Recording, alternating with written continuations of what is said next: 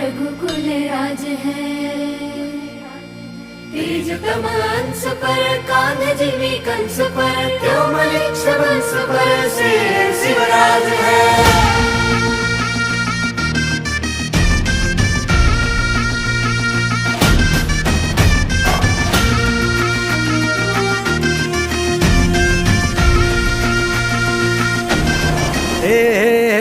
अंधार जुलमी होता पसरला समद्या गावा खेड्यात रे, सौराज्याचा सुरव्या उगवला हे तत्काळी ही रात रे।